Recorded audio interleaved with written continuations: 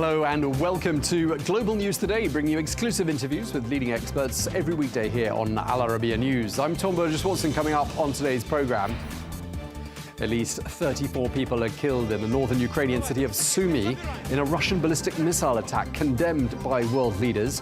US President Donald Trump called it horrible and suggested Russia had made a mistake.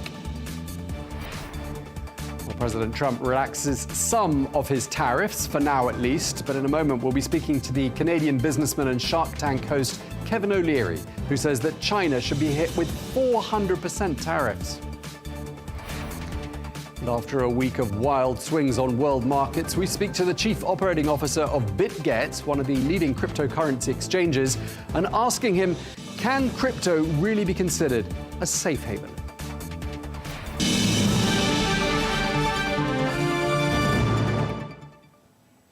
Hello and welcome to the program. We begin with the latest on Sunday's deadly attack on the northern Ukrainian city of Sumy, in which 34 people are reported to have been killed, more than 100 others injured.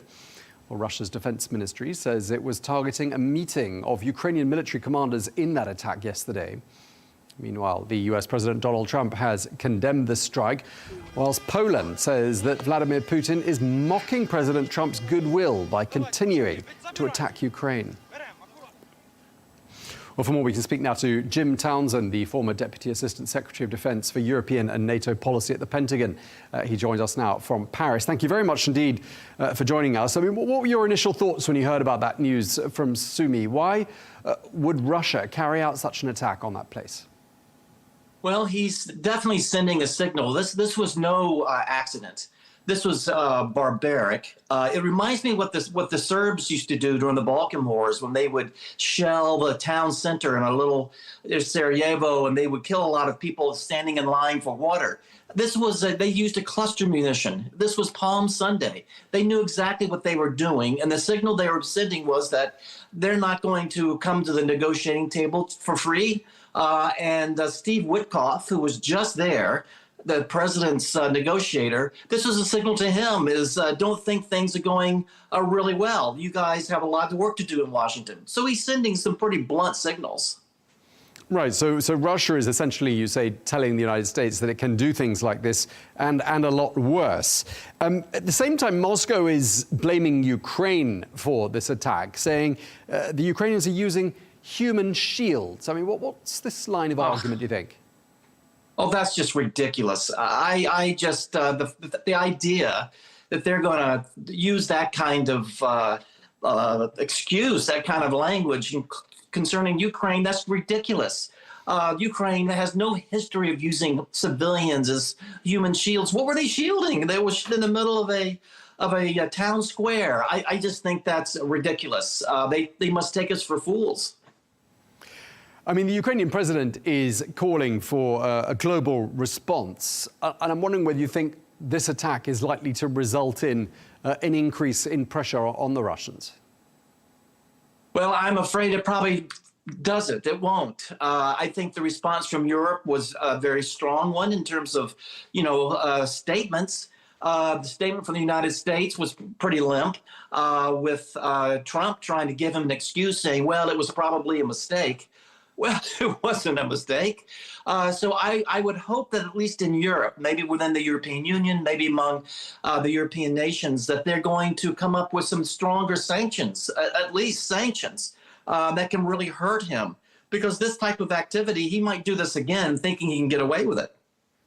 Yeah, I mean, the Europeans are reported to be considering what I think will be their 17th or 18th raft of sanctions targeting the Russian economy. But with tariffs biting a lot of the economies around Europe, I mean, they're quite limited, aren't they, in terms of what they can afford to do? Well, I think there's some things they can afford to do that impact Russia more than it does the European nations. There's some things in the energy side or banking side in terms of Russia that they could levy. I think there's some things that will not come rippling back into Europe and causing pain here. There's some other things that they need to do. I wouldn't want to give Putin the impression that he can get away with these kinds of things, because he's continuing to do this to intimidate. He wants the Ukrainian people or Zelensky to begin to crumble under pressure. And I think Europe has got to help in terms of putting pressure on Russia through these sanctions, because we know the U.S. will not be doing that. Right, and of course, you're in France, one of the key economies in the European Union, and the other being Germany. Germany has a new chancellor in the pipeline, Friedrich Merz, and he says the Ukrainian military needs to be able to get ahead of the situation. And I'm wondering whether you think he sounds more supportive of Ukraine than the outgoing Chancellor Olaf Scholz. Well, I think he does. I think a lot of what Merz has been saying has been very welcome to the ears of those supporting Ukraine. But of course, those are just words, and we need to see action in terms of German assistance to Ukraine. He spoke about giving them the Taurus missile, which would be a great step forward. There's some other things I think that Germany could do, not just to help Ukraine, but to help strengthen European defense as well. So I'm hoping that we're going to see with Merz a lot of action that we didn't necessarily see out of Scholz. And how much do you think those messages out of the Trump administration, namely that they are, quote unquote, pathetic in Europe and that they're freeloaders, how much of that message do you think has been taken on board in the major capitals around Europe? And do you think they're going to do something about it and perhaps take matters into their own hands a little bit more on the European continent? Oh, I definitely think so. I think in terms of the rhetoric, freeloaders and got to do more, that's been the rhetoric for like 75 years. So this isn't something new. What was new was watching Zelensky humiliated in the Oval Office. What was new was the J.D. Vance speech at the Munich Security Conference. There has been enough new coming out of the White House, I think, that certainly had made even the most doubting European understand that it's time that Europe, has to take on more in terms of defense. Not because Putin, not because Trump is telling them to, not because it's the U.S. hectoring them. I think they are seeing in the actions of Putin an aggression that should scare the crap out of, if you excuse me the language, it should really give pause to Europeans to understand that they are going to be left alone in Europe to handle an aggressive Russia, and they had better get as strong as they can, as quickly as they can. Right, quite the wake-up call. President Trump's invited to Ukraine by the Ukrainian president, perhaps come and see things for himself. I mean, would you like to see him go there? And do you think it would perhaps be a case of seeing is believing for him? Well, I would love to see him go there, but but he won't. He doesn't like Zelensky. He doesn't want to be in the same room with Zelensky. I don't think he wants to be seen by the Russians going to Ukraine and getting soft-hearted. I think the Russians want to keep Trump in Washington and keep Trump as a supporter to Russia and to Putin, and not to become a bleeding heart, as they say, while going and visiting Ukraine and seeing the carnage there. So I don't see him going there. I wish he would. We're not going to see that because the Russians want to keep him pretty hard-hearted. I mean, we've been saying that President Trump is tough on Ukraine and the Ukrainian leader, and we've seen plenty of evidence of that. I'm wondering if that's part of a negotiating strategy. And sort of the second part of this question is, why do you think it is that so many people in the Trump administration echo a lot of what sound to me like Kremlin lines to take on Ukraine, namely saying that President Zelensky is corrupt, that he's an illegitimate leader, and that he somehow provoked this war in the first place? What's your take on that? Well, my take on that is that a lot of people around Trump have never done this kind of work before, and they probably don't realize they're echoing Russian talking points. Steve Witkoff, the negotiator for Trump in so many crisis areas like Gaza or Iran, he goes and sees Putin pretty often, 3 or 4 times at least. He's never done this before, and I think when he leaves Moscow, he comes back to Washington. He sits in front of a camera and a microphone, and he can't help himself but to just reiterate what he heard in Moscow. And the other people around Trump and around Witkoff, they don't know enough to know that they can't just follow the company line, but that's what they're doing. They don't have any original thoughts of their own. They are just echoing whatever they hear Witkoff say or whatever they hear Trump say. So you have this echo effect in Washington of Russian talking points that Steve Witkoff brings back from Moscow, unwittingly, I hope, unwittingly. I mean, could this be part of an effective strategy, do you think? I mean, is there a strategy whereby, for example, if you start to use some of the language of your opponent, that somehow you're regarded as being a more reasonable force for negotiation or a more reasonable party at the negotiating table? I mean, is there any sense in that, perhaps? Could this be part of a master plan? Well, that's a great question, but I have to say I don't see it as a master plan. I think it's we haven't even seen really good, deep negotiations around a table yet. Instead, there seems to be a lot of seduction going on, trying to get the Russians to the table. And I think that, perhaps they're trying to echo Putin to thinking that they can sweet talk him to come to a negotiating table. Well, that doesn't work. That just, makes Putin feel empowered and feel like his opponents are echoing his talking points. So we can look for a master plan or a strategy in there, but I'm not sure we're going to find one. When we last spoke, which was pre-inauguration, I believe it was back in December, you predicted that President Trump was going to be under a lot of pressure to deliver on that promise of ending the war. Now, as we approach well, we're not quite there yet, but we're a couple of weeks shy of the 100-day milestone. I mean, what's your overall assessment of how he's doing? I mean, obviously, he hasn't done this overnight, as he said he could or would, but in the space of time he's had, how do you rate the performance so far?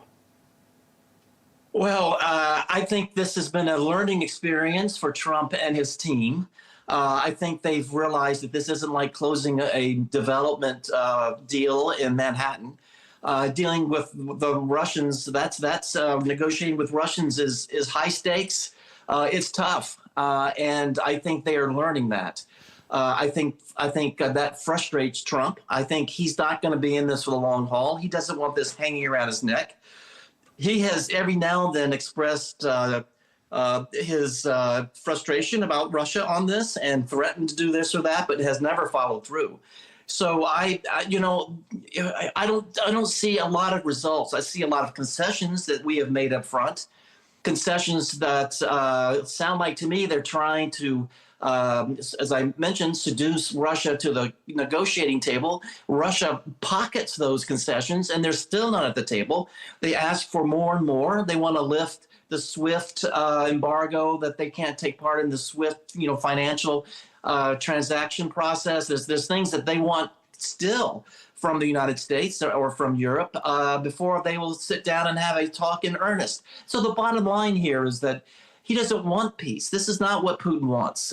He wants to drag this out. He wants to continue to nibble away in the battlefield, and he wants to keep the U.S. away from Ukraine, U.S. assistance away from Ukraine, so that he can try to do what he wants to do on the battlefield there. And while Europe sits and does the best it can with Ukraine, but has to watch this happen in slow motion.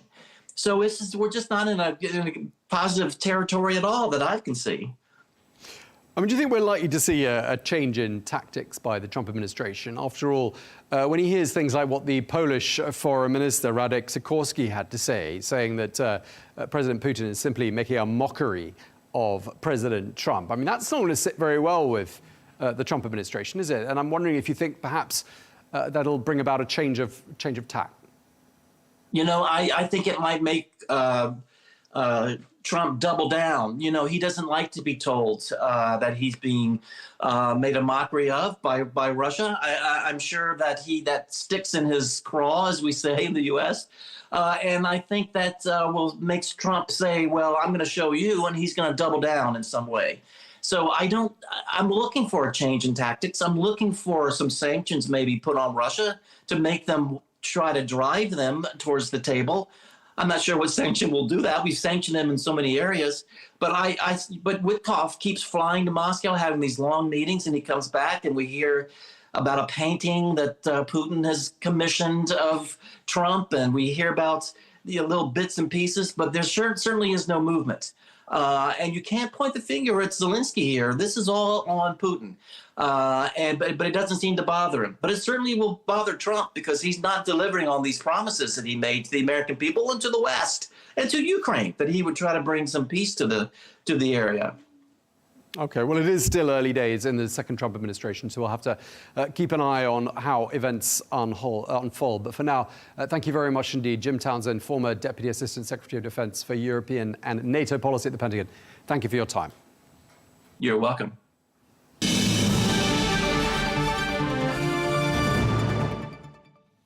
Now, after another week of reeling markets, the White House is keen to project confidence and calm as they defend President Donald Trump's economic policies. Well, the president has now reversed some of the steepest tariffs, but some people are suggesting that even steeper tariffs should be imposed, particularly on China. But one of those people is the Canadian businessman and Shark Tank host Kevin O'Leary, who says that China should be hit with 400% tariffs. Well, he joined me for our new business show, The Real Deal, which focuses on Saudi Arabia. And as well as discussing tariffs, we also spoke about the business landscape in Saudi Arabia. Here's that interview. Well, we're kicking off the first episode of The Real Deal with the one and only Mr. Wonderful, Kevin O'Leary, investor and host of Shark Tank USA, who joins us now from Miami. Mr. O'Leary, great to have you with us once again, especially for this, our very first episode of the show. We aim to bring the world of Saudi business to a global audience. And I want to start by asking you, what's been your experience of doing business in Saudi Arabia?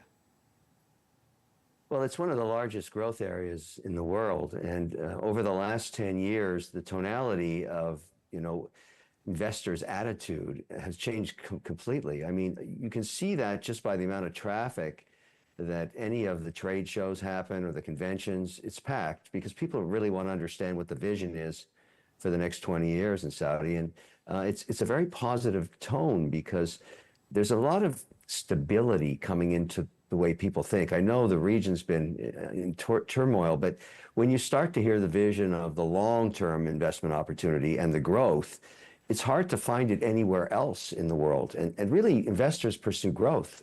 That's it. The path of least resistance is the lowest risk with the fastest growth rate. And right now, Saudi's in the top quartile of destinations for that. I know you don't have a crystal ball, but where do you see the kingdom in about 5 years from now? I think it's going to get a lot more investment in real estate. There seems to be a pretty big opportunity there. Investors like real estate. It's a hard asset.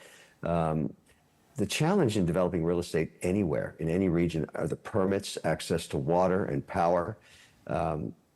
This is, it's a third of our portfolios in real estate, and we're constantly dealing with the pressures of trying to find locations where you have power and you can get permits and you have access to people that can build and provide the engineering and everything else. And so I think in the planning for Saudi, what was done right is check the boxes on all those things.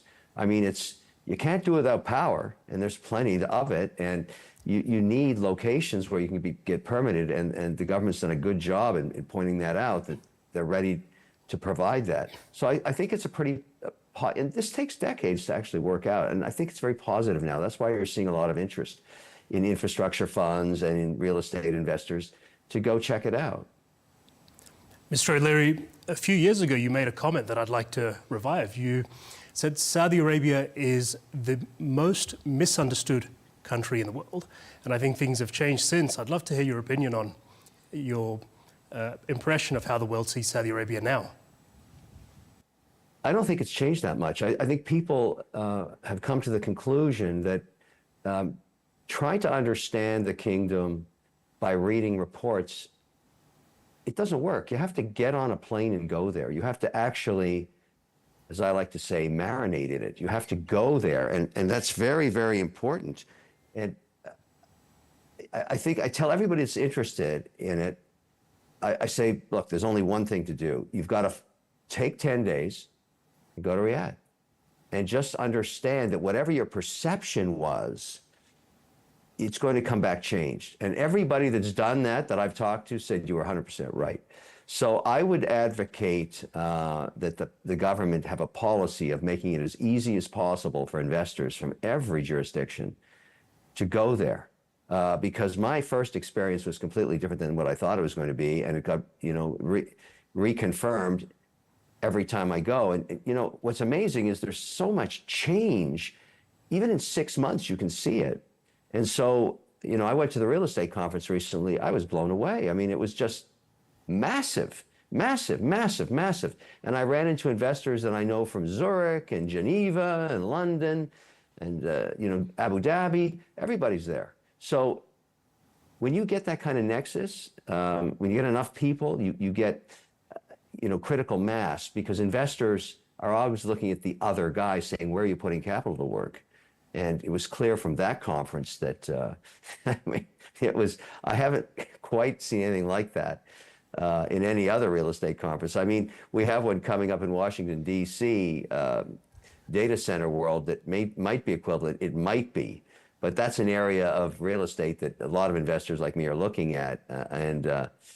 There's a tremendous amount of interest in that. And even that was discussed in the conference. Power is everything. I keep saying this over and over again. You can't build an economy without a low-cost, stable, and reliable power source. And I think, the kingdom's done a pretty good job on that one. Well, we've been talking, we've been looking at pictures of you on the stage in Saudi Arabia at various events. Clearly, you've been going there for a long time. Just wondering if you could tell us when your first visit was, and you've obviously witnessed all this change. Any anecdotes from that first visit? I mean, anything really struck you when you first set foot in the kingdom? Well, there was a perception that women weren't part of the economy when I went for the first time, and there's a lot of resistance. And I said, I don't believe that to be true. I think leadership now has understood the importance of that huge part of the workforce, but I'm going to go and I'm going to check it out for myself. I mean, that's the whole deal. You have to go. And it was pretty obvious to me within hours that it was massive change. And so that's very important. That, it's a perception versus reality issue on that. And there's still a perception that that's the case in Saudi Arabia, but it's not true. And I also think Rima has done a good job here stateside in representing the fact that women are very powerful within society, because she herself is so powerful here. She's so well respected. And, she's probably one of the best ambassadors the country's ever had, because everybody knows her, and she's very active, and she's very effective. She can get stuff done, and I think putting her in that position was a brilliant move. Mr. O'Leary, your sentiment and perception of the kingdom, I think, is appreciated by many. Could you tell us, what do you think is the value of a show like the Real Deal? Information. It's all about information. It's all about getting facts into the head and hands and eyes of investors. This is a long-term goal. You have to build trust with investors over decades. It doesn't happen overnight. Investors seek stable returns. They would love to get double-digit returns, and they'll go anywhere in the world to get it, because that's their mandate. I mean, the real money is in the sovereign wealth and pension plans where, managers, and I put myself in that basket. Where do we go? And on a portfolio basis, we're all happy to take geopolitical risk. I mean, we don't have to put it all in one place, but you want to check the boxes on the things that really matter. Is there law that you can rely on? Is it transparent? Can you find infrastructure that you can work with? And I say business infrastructure. How do you actually craft a deal? Do you have the lawyers? Do you have the banks? All of this stuff. And that's really what a show like this should be doing, is talking about the vertical pillars of the infrastructure that are available. So, I think people want to know, okay, how does the banking system work? How do I transfer, $1 billion? Where is it actually held? And how do I access it? And all of that stuff is going to matter. It's really going to matter, because that's the nature of what the investment opportunities are. They're multi-billion-dollar real estate opportunities and infrastructure opportunities and energy development opportunities. That's what I seek. I mean, that's what I'm looking for. And so, it's important to get that information out there. Pivoting away from Saudi Arabia for a moment, I mean, obviously the past week has seen quite a bit of turmoil on the global markets, I think it's fair to say. President Trump obviously making some major decisions. He says he's making those decisions about tariffs instinctively more than anything else. Just wondering, are his instincts the same as yours, Mr. O'Leary? I think the challenge people are having with this whole tariff debate is that Trump, for whatever reason, what he's done differently than any other administration, and he's getting a lot of criticism for it, is when you do trade negotiations, you never do 60 at once. I mean, that's unheard of. But you never do it in the open. I mean, you do it behind closed doors. And Trump doesn't care about any of that. This is you're watching sausage being made here. And you've got this. We saw Zelensky come over here, and for the first time, they put cameras in that very testy exchange. That's never been done before either. And so that same sort of tone is happening now. And where the market, you got to distinguish with Trump. There's noise and then there's signal. He's very bombastic. He says outrageous things, and he's flying off the cuff all the time. Everybody understands that. I've known the guy for 12 years now. I'm used to it. And so is everybody else. And so I'm looking for the signal. And the signal I'm hearing is the tariff negotiations are going to be, one group will be the circle of friendship, and that would be Eastern Europe, Canada, Mexico, and other nations, where he is asking for zero tariffs in both directions. And the British have signaled they're willing to do it. The Eurozone, the same. Certainly the Canadians, when their election is over on April 28th, they want to be part of that. But right now, they can't even deal with it because they're going through a very nasty election cycle.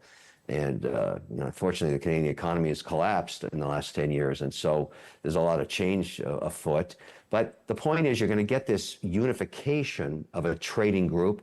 And then there's the China situation, which is completely different. The tariff wars with China aren't really about tariffs. It's more about leveling the playing field on things like access to Chinese courts, stopping the theft of American and other nationals' IP, intellectual property, getting China to actually comply with the WTO rules that they agreed to comply with in 2000. They haven't done. All kinds of issues like that. And one that just emerged today, actually, it's very timely we're talking. Paul Atkins got confirmed as the new head of the SEC only after he assured Rick Scott, Senator Rick Scott, who wrote a law 4 or 5 years ago that said any Chinese company listed on an American exchange that doesn't comply with GAAP has to be delisted, and all of them don't comply with GAAP. And so we're talking about $600-700 billion worth of market cap that's probably going to get delisted in the weeks ahead, because this new sheriff in town, so to speak, Atkins, intends to implement the law in the way that Gensler didn't. So there's so much pressure on China to work something out with the U.S., and I think they will. I think they'll probably meet in Geneva, or who knows, maybe even Riyadh. That's happened too. Some neutral place where they can get their teams together and work out how this is going to. It's not tariffs, not just tariffs though. They've got to level the playing field, and most of the senators and investors are quite tired of the IP theft, and that's got to end. Sure, and that's what you were getting at in the Senate earlier on this week, talking about watching American entrepreneurs being steamrolled by China. You've been really vocal on this subject the last couple of days, Mr. O'Leary, suggesting that the latest China tariffs don't even go far enough. You'd like to see 400% tariffs. Just wondering, how did you come up with that number, 400%? Because it basically forces everybody to the table. There'll be no trade whatsoever. I'm not even sure you can get trade at 125% where it is this morning, but instead of keep ratcheting it up 25% every day, just go to 400 and call it what it is. It's a shutdown, and it's been a long time coming. I'm just at the point now as an investor that I'm done. I've had enough of the. I've got so many case studies that I pointed out to the Senate of specific companies that the model's the same. You invest millions of dollars into R&D. They launch their product or service. 8 out of 10 times when you're doing venture investing, it fails. But those 2 that work out, they skyrocket in sales. As soon as they hit 5 million run rate, it's knocked off in China. And because the Chinese don't ever have to recoup any of the R&D, they drop the price 30-40% and flood the world market. How many times do you want to watch that happen? And there's no recourse. There's no consequences. So, I'm just one voice. Now, sure, I was at the Senate, and I pointed that out, and the senators were aghast. I mean, it's their constituents, it's their voters that this is happening to. And as an investor, I've had enough. And I said, okay, let's go to 400%. Let's go. Let's get this thing, let's work this out. And I don't care if we have to watch sausage being made. I don't give a damn. It's got to get worked out.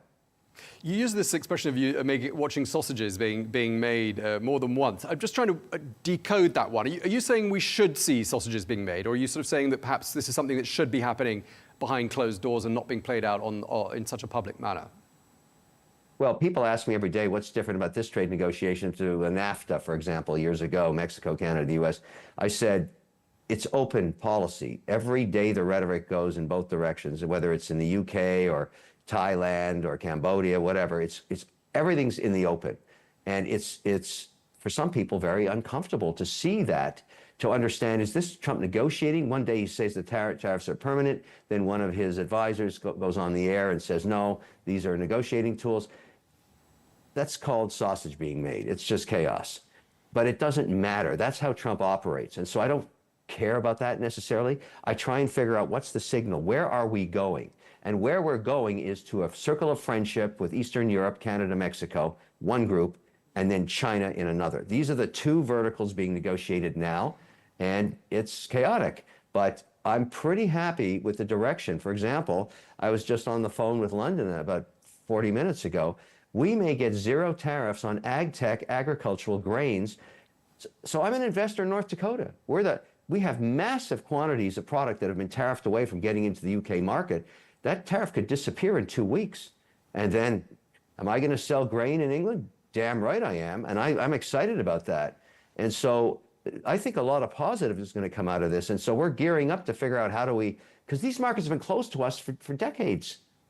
And now, boom, for whatever reason, the British are offering a zero tariff in both directions. And they're not part of the EU, as you well know. And EU has offered the same thing. So there's a lot of, in Washington on Wednesday when I was there, I have never seen traffic in the streets like that. Getting into the government buildings was up to an hour wait. There were so many people in from all around the world. Their delegations had to go through security. It was like I've never seen before. And it's just telling me that the world is gathering there, working all this stuff out. So those are the people that the US Commerce Secretary Howard Lutnick was talking about when he said people are essentially lining up, cap in hand, making offers to the United States. Before we can declare, victory for Mr. Trump on this, there's going to be some short-term pain, isn't there, in order to get that long-term gain you were talking about. What form could that short-term gain take? Are we talking about price increases, a significant dent on economic growth in the US? What would be your sort of prediction? It's short term, because I can tell you right now, the ships on the water with products, some of them mine, just stalled out. They're not going to go to US ports until this stuff gets worked out, because nobody can afford a 125% tariff or wherever it's going today. Remember, there is a clock ticking here, and there's two clocks on the China situation. Let's do the Trump clock. He has midterm elections in 18 months. He can't go into the midterm elections with this level of chaos, because they'll lose their majority in the House. They don't want that to happen. They're going to have to work this out. Xi knows that. Xi's got a different problem. If he actually has to shut down factories, the only way he gets to keep his mandate in the way the Communist Party works is people have to have jobs.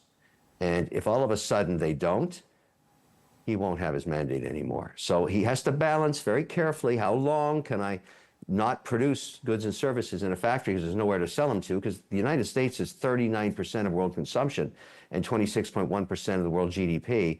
That's their leverage. So we've got a game of chicken going on here. It's two cars coming at each other. Somebody's going to swerve.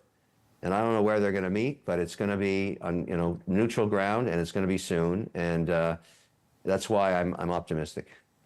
Okay, and amidst all of this turmoil and uncertainty, until such time as we, have that victory lap by the White House, I mean, what sort of opportunities would you say are out there at this particular moment for investors?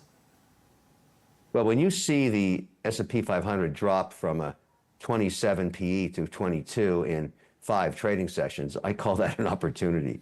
And so I'm not the only person. I've been nibbling again. I've been putting money to work in the indexes. it's chaotic because the price moves in a one trading session are 5 to 7%. So you've got to layer in here. But there are some great companies on sale, particularly in the tech sector. And I'm not saying I'm picking the bottom. I don't know how to do that. Nobody does. But I never bet against the S&P 500. It's provided pretty good returns since I've been an investor. But we have extreme volatility. And in extreme volatility, JP Morgan just put out their earnings, and most of it came from the trading desk, who are master traders. And when you have volatility, you can make money, and they certainly did. You saw that in this last quarter. So it's going to be, it's in some ways, the best way to describe it, it's exhausting. My day starts at 5 in the morning with the calls coming in from Europe and Asia, and it's not over until midnight. And it's just unbelievable, the amount of volatility. But this too will pass. But if it's the first time you've been dealing with this, there's a whole new generation coming to the market, either on the professional side or as investors. They've never seen this before, and they're having a really hard time with it. I've seen this movie before, and it doesn't mean it gets any less exhaustive, but these are the longest days that I've had, this whole trip to Washington. And while we were doing that, we're trying to make investment decisions in multiple countries and dealing with governments and permitting. And, I've got a $70 billion data center project going up in northern Alberta right now on stranded natural gas, just in front of the World Conference on it in Washington next week. And so it's in some ways my cup runneth over, but in some ways it's shaky. It's very volatile. You haven't mentioned crypto. Just your final thoughts on that. I mean, is now the right time to be looking at crypto as a time to invest, given, it's been a pretty confusing year, just looking at Bitcoin, for example, a bit of a yo-yo. What would be your thoughts on that? Yeah, that's a great point. Senator Haggerty has a bill called the Genius Bill, and I dealt with that on Wednesday as well. We had a working lunch with the team. He is driving this bill. It's the old Stablecoin Act. So let's take our eyes off Bitcoin for a moment and look at payment systems, because what he's proposing is legislation that looks like it's going to get passed. It's bipartisan. They're waiting the reconciliation bill to get through, then they're going to table it. But it would make US-based stablecoins. The one I've invested in is USDC. It's a company in Boston called Circle. I'm an owner of the company as well as I use the product. But it would allow you, and in the case, this would be really great. I mean, think about it this way. The number one currency worldwide for denominating and transparency on commodity prices, including oil out of the kingdom, is the US dollar. How many US dollars is the price of a barrel of oil, for example, or any other commodity? The Canadian minerals and everything is US dollars. And so when I want to transfer, well, let's use an example that we'll have some fun with, because you like watches too. I'm a watch collector. Let's say I want to buy a watch from Simon Britt. He's a very famous watchmaker in Switzerland, and he requires a down payment of $80,000 US, and he won't deliver the watch for 2 years. So I have to hope he doesn't get run over by a truck. But just transferring US dollars to Zurich in the US dollars, and then having to convert it to Swiss francs, and then having to prove the know your client and the Fed wire and all of that stuff can take as long as a week and cost me up to 200 basis points, which is crazy. If USDC was approved by the US government and approved by the Swiss government or the Saudi government or the government in Abu Dhabi, which it would be as soon as the SEC approved it, I could transfer that in half a second for a couple of basis points. And everybody would accept it because it can be converted into the local currency or left in USDC. And USDC is yielding 3.82% this morning.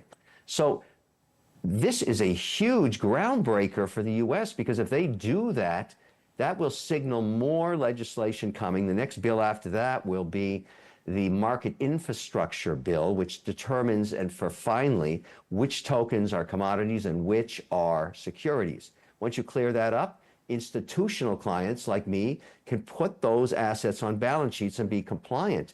So I think you're right. There's a lot of reasons to be optimistic, because there's a plethora of legislation coming through Washington, and I'm spending up to 2 days a week there just to stay on track with this stuff, because you have to, and be given a chance to advise these various committees, because they're looking for input from market participants. has been a big use of my time of the last few quarters.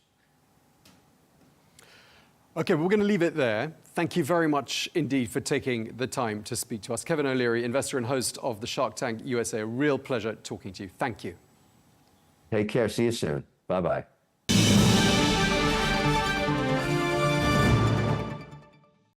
We're joined now by Vugar, who is the COO of the Bitget crypto exchange. Vugar, thank you very much indeed for coming to see us here at Al Arabiya News.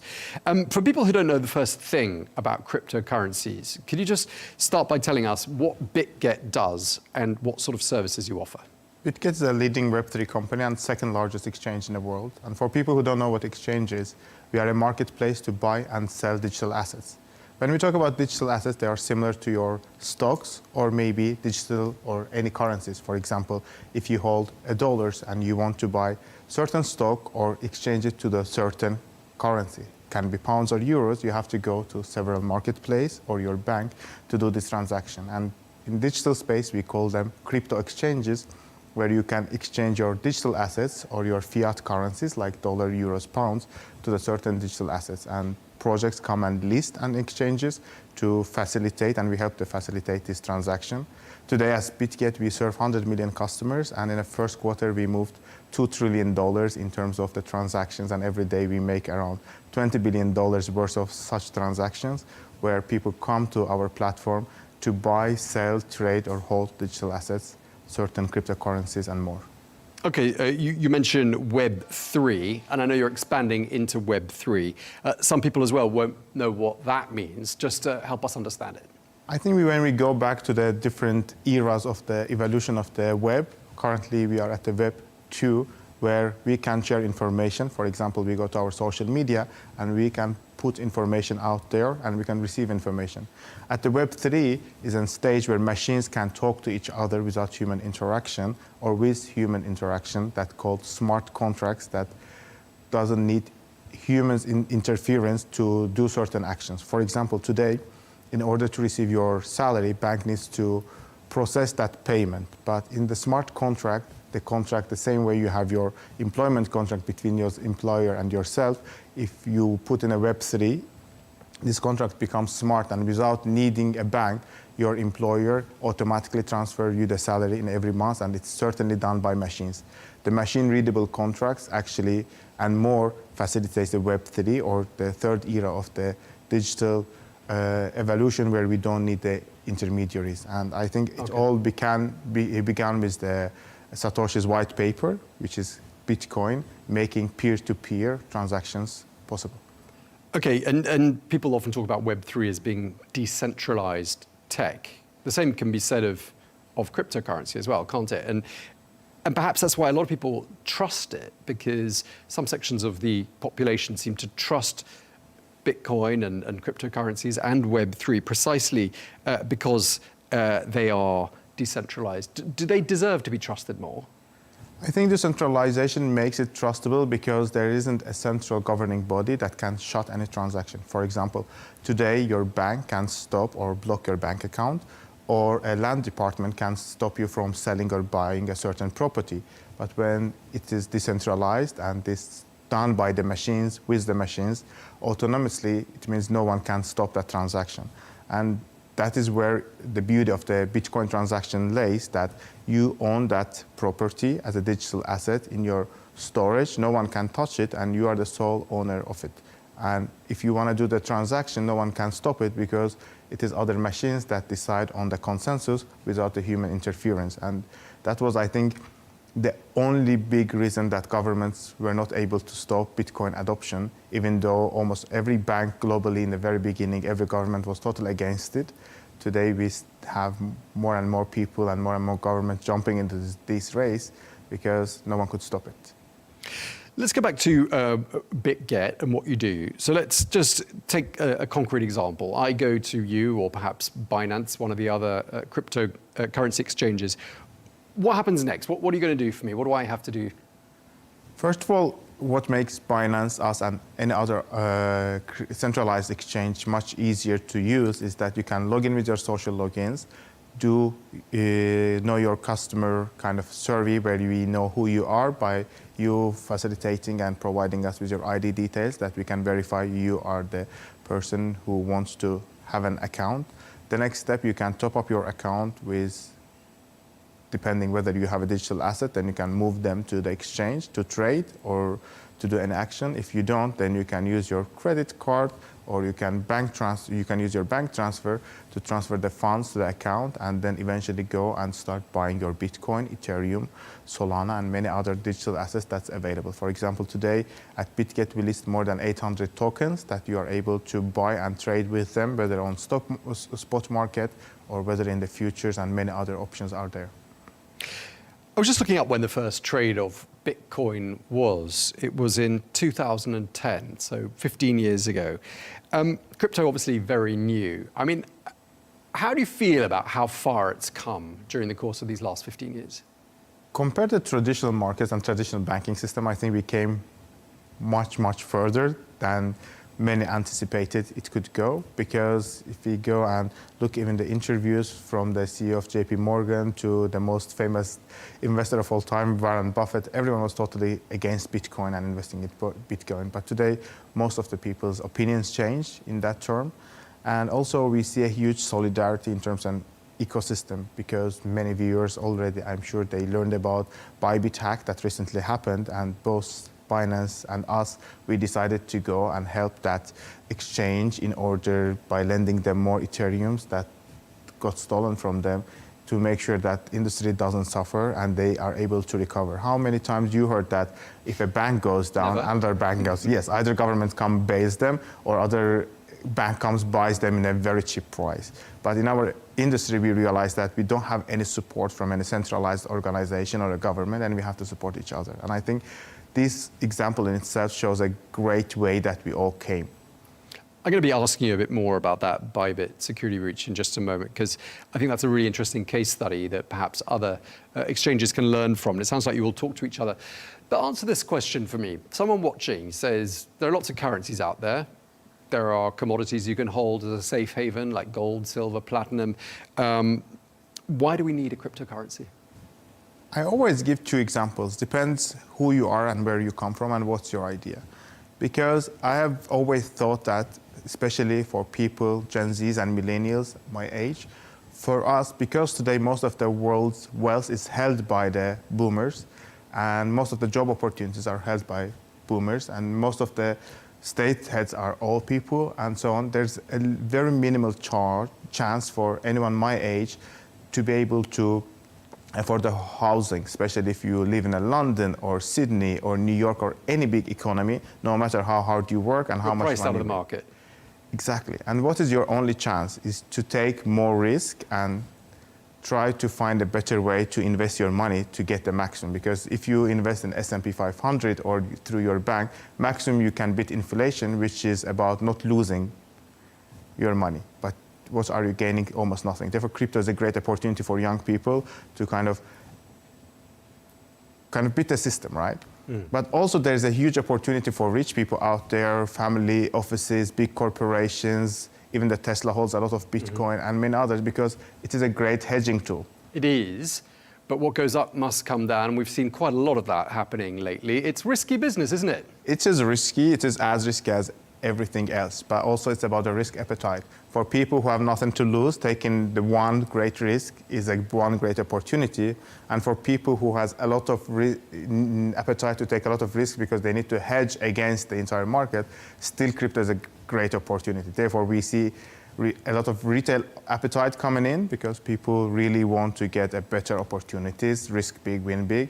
And then we see a lot of institutions, especially in the last 2-3 years, coming through ETFs or direct investment to the crypto because they have that appetite to hedge against the traditional markets.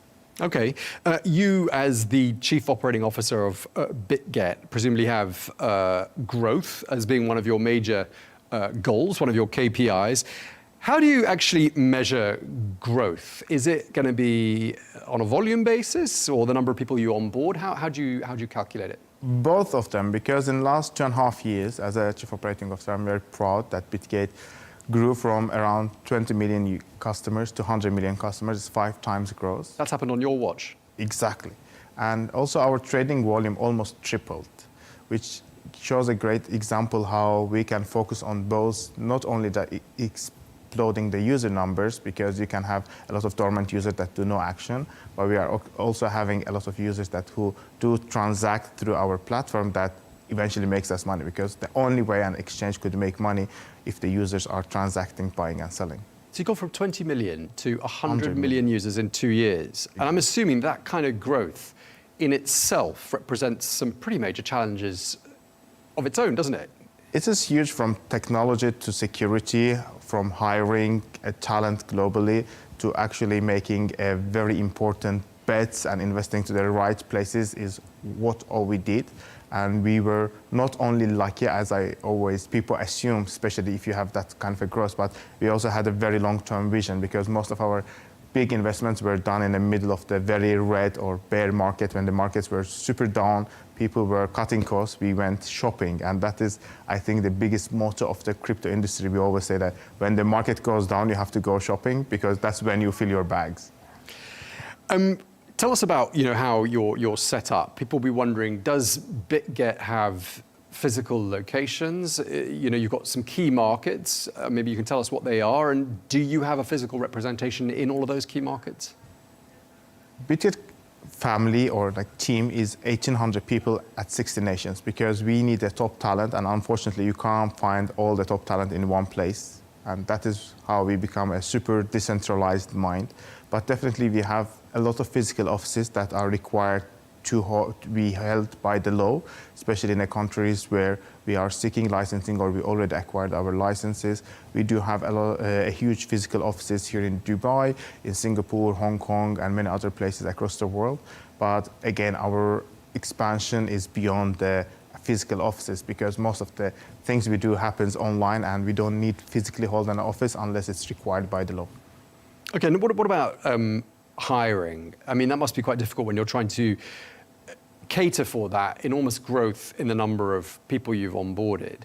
What's your talent pool? Because this is a new industry. You're growing fast. How do you find the people? It's a very scarce talent pool, especially if you want to hire people with existing experience. And that's why 2 years ago, we decided to go and actually grow more talent for everyone in the industry, not only ourselves. We pledged to spend $10 million within our Blockchain for Youth initiative. Today, we partner with 60 universities globally, leading universities from Sharjah University, Zurich, UCL, and many others, to actually go and explain young students what crypto and what Web3 is and how they can join this revolutionary technology and help the ecosystem to grow. Because usually when we talk about crypto and Web3, people think that it's a place where you always have to these big screens and continuously trade.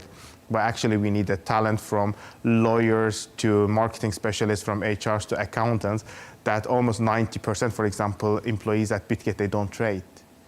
And they don't even touch trading. They don't need to trade. They can come, use their talent to earn a huge money remotely anywhere from the world. And so does almost 99% of all crypto ventures. And that was our biggest challenge. And it's the industry's biggest challenge. And one of the reasons that we decided to invest. And I know that many of our colleagues in different paths of the crypto industry, from the layer ones to developers, they decide to also invest to grow new talent, because there isn't any. For example, I myself come from a very traditional background. I used to work for Fortune 500 companies, and I ended up in crypto. And I think it is a great way to do that jump in career. I mean, there's this perception that crypto is where the money is. That's where people are earning big money. I mean, are the salaries big? Do you pay your staff in cryptocurrency? Definitely, we pay in the cryptocurrency in the markets where it is legal tender. And unfortunately, not all countries accept the salary payments in crypto, but luckily in UAE here we are. And definitely, salaries are very competitive. And in January, I think Bitget was one of the corporations within the crypto, but also globally, that distributed the huge bonuses. The lowest bonus was around the double of the monthly salary of an employee, but there were people who got almost as their annual salary worth bonus thanks to their performance. And I think every venture in crypto is very much like a performance driven, and there's a huge opportunity to earn.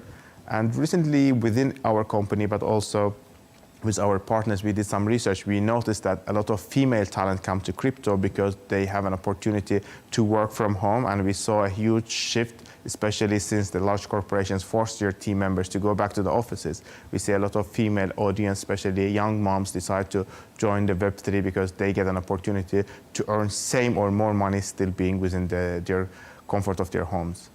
Now, you talked about some of the places where you operate, and it sounds like it's a good spread across the world. But what would you say is the undisputed crypto capital of the world? I'll be a little bit biased, but I think today UAE is the undisputable crypto capital of the world because it has a great balance of legislation, capital flow, and opportunities to hire talent to build a venture. But when we talk about adoption, we can go either very much to the South America or Turkey or Southeast Asia. And I always say adoption mainly in crypto is not led by the technology, it's led by the need. For example, when we go to Latin America, we saw a huge adoption because of the peso losing its value back in times in Argentina, or the political unrest in Venezuela and many other places that forced people to turn into crypto that they can actually have an access to stable tokens like USDT or USDC in order not to lose their capital. Similar happened in Turkey.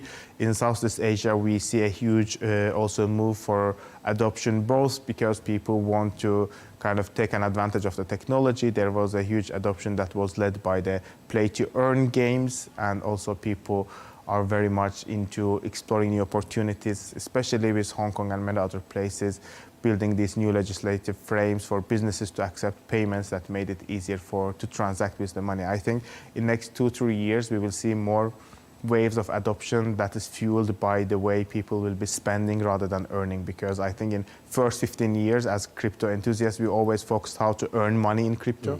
But I think more and more we'll be thinking in ways how we can actually spend money in crypto without moving from the ecosystem. And recently, I've been seeing all across the news that even luxury brands like Ferrari or Gucci, they decided to accept crypto payments across all their boutiques globally, making a new reason for people that they can spend without actually needing to go through the banks and cash their money out. Okay. Well, we were talking about just a minute ago that case study of Bybit and the security breach that they had.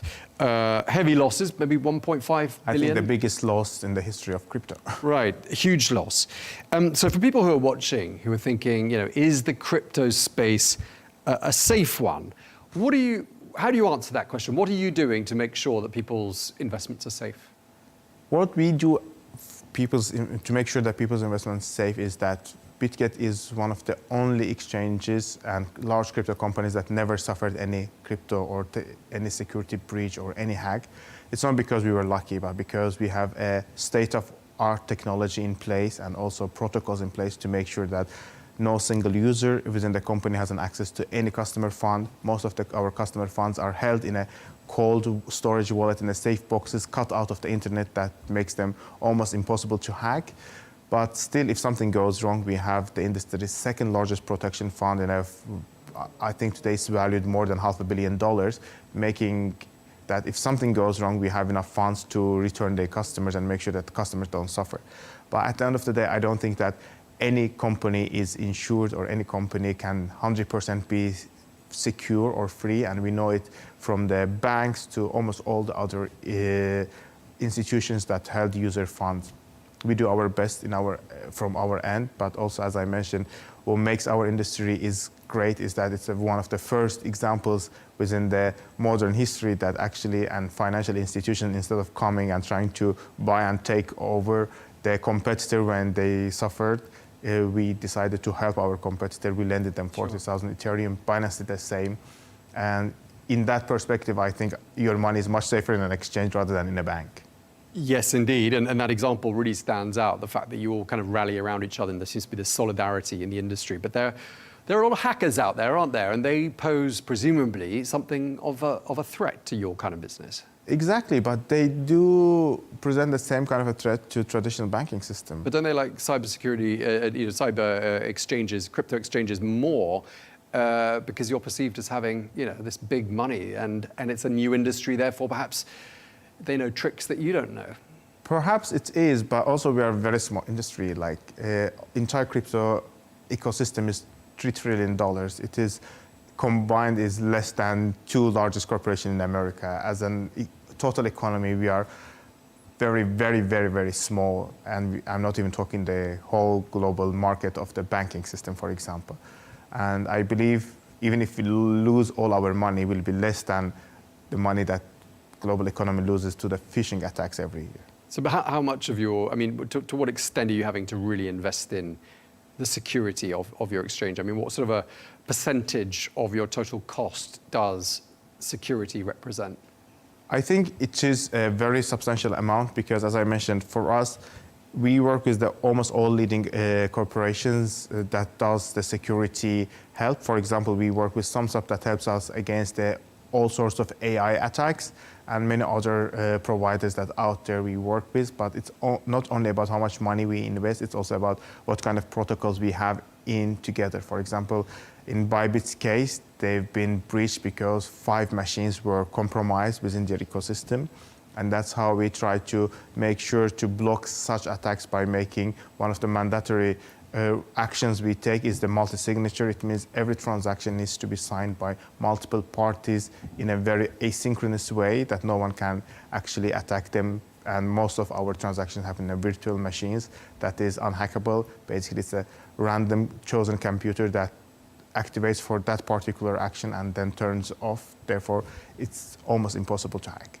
Okay, let's move on to geopolitics, because the advent of Donald Trump in Washington for the second time meant big headlines relating to the cryptocurrency world. I mean, would you say that there's a perception across the board in cryptocurrency that President Trump's return for a second term has been so far a positive force?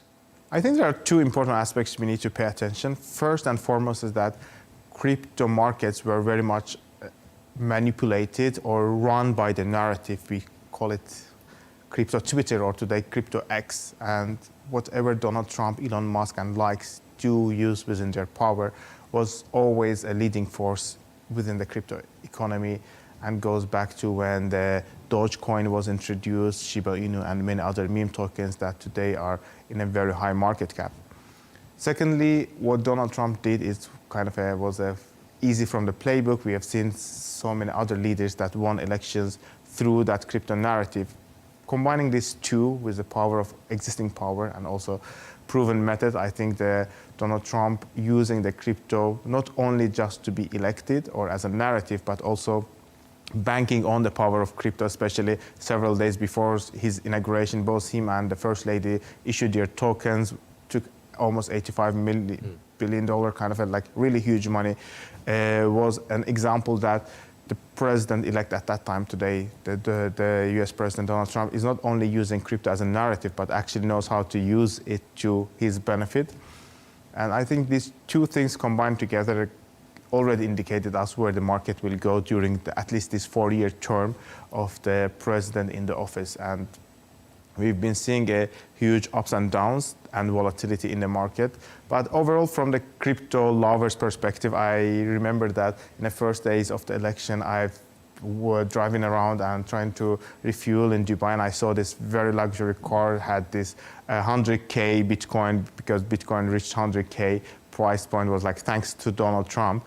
I think that was the sentiment within the entire crypto ecosystem, that Donald Trump and US economy and him promising that he will introduce an eased legislation will actually fuel the growth of the crypto industry. Because during the previous President Joe Biden's time, there was a harsh rules. We saw Binance founder CZ go to jail. We know what they were doing with XRP and countless lawsuits against almost all large corporations.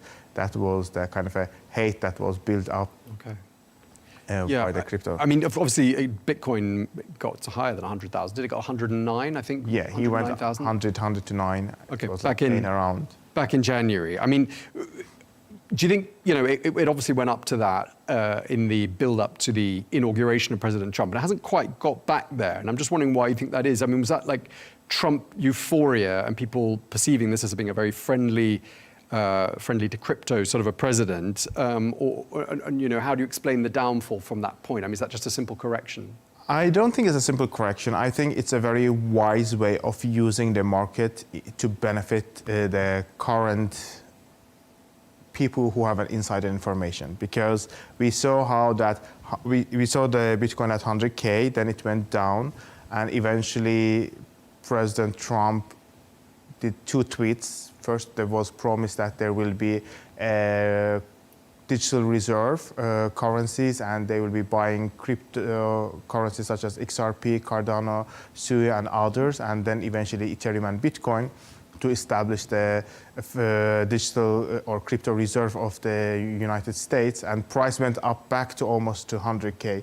And people who already had an insider information, they were longing the market, they were doing huge investments and benefiting actually from this volatility. And today, price even went back to, I don't know, 75 when the stock market crashed. But we saw the similar strategy what President Trump did with the stock market, right? He came and announced that there will be tariffs to every country globally, and then he goes to his true social media and told that it's time to buy, and 2 hours later he signed the executive order to postponing tariffs for 90 days except China.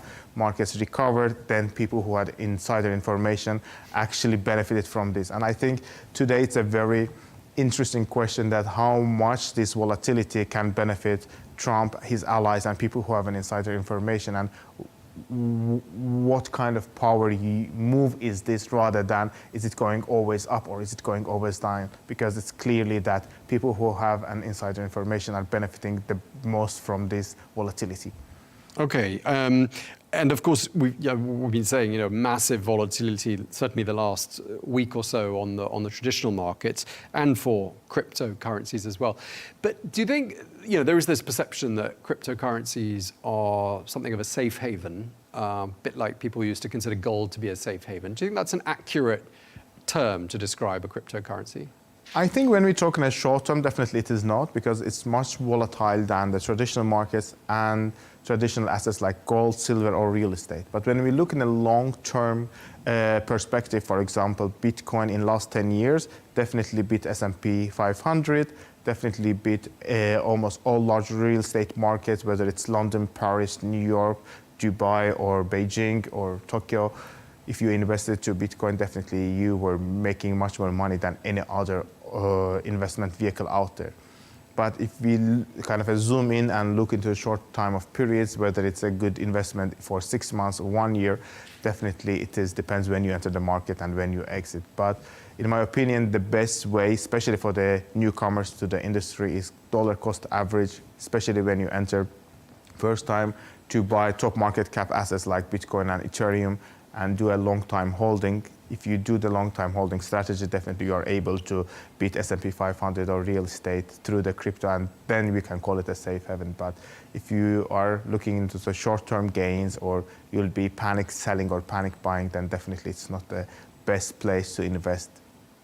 Okay, what attracted you into the crypto space? Why did you decide to leave the Fortune 500 companies that you had worked for? I believe you worked with Sony, you worked with Danone from memory. Exactly, I worked with Facebook and many others. Eventually, I went to build my own Web2 startup, and I sold it. I exited. The company was valued at $2.7 billion. And I eventually got some money, and when you give 20 someone a lot of money, and I didn't know how money works actually, because I never was even driven by money. I just was excited to build a company. But once I got the money, I wanted to buy a home, and I wanted to buy a nice car and do something for my parents abroad. And every time I wanted to do any transaction, and even first time when all this money came to my bank account, I had to go to the bank and prove that I have the money. And I really got tired of talking to the bank and every time telling them what I need to do with my own money. And last drop in my kind of a patience was when bank wanted me to invest with the 2-3% annual return investment, while I knew that there's an opportunity to invest in crypto and do 8-10 times. That was kind of my moving moment. I decided to come and invest more into crypto, and since then I've been here almost like 8-10 years, and it was a great journey. I definitely lost some and I definitely earned some, but I think it was one of the wisest decisions from my end to come and invest in crypto rather than staying in a traditional banking system, I would have lost much more than I lost in crypto. Okay, so someone thinking they might leave their classic 9-to-5 job in a Fortune 500 company, come into the crypto world. Would you say that there are a lot of skills that, from your experience, that are transferable from a more traditional job into a cryptocurrency exchange job? Definitely, especially if you are doing something related to HR or law or finance, accounting or marketing, social media, 90% of your skills are transferable. You need to learn 10% of the skills that is almost, if you do that transition from within one corporation in the traditional ecosystem to another, you need to retrain yourself again. Similar transition is for the crypto. I think people need to be a little bit open-minded, and there are so many opportunities out there, and the entry barrier is much, much lesser because talent is scarce rather than going and job hunting in a traditional market. Just lastly, one of the big headlines coming out of Paris, where this crypto summit is taking place, the founder of Cardano blockchain, Charles Hoskinson, predicting Bitcoin could hit $250,000 as early as this year. Does that sound likely to you? Definitely. I think, as I mentioned before, people who have insider information were benefiting from the market volatility, both in traditional ecosystem and also crypto world. And Cardano was actually one of these projects that's been down for almost 5-6 years, as far as I remember. But they made a huge bump in the price since the President Trump included them in his tweet. And I think the Cardano founder knows much more than we do and people behind the screens do. I think if he says, then we should listen. And there's a huge chance that Bitcoin prices will hit 250, I think, by the summer, especially if the markets recover. It's a much more likely scenario. Okay, well, it's been a real pleasure talking to you. Really appreciate you taking the time to explain all of that, to help us make sense of cryptocurrency. I certainly learned a lot more about it than I had done in the previous weeks and months. Vugar, the COO of Bitget Crypto Exchange, thank you very much indeed. Thanks for having me.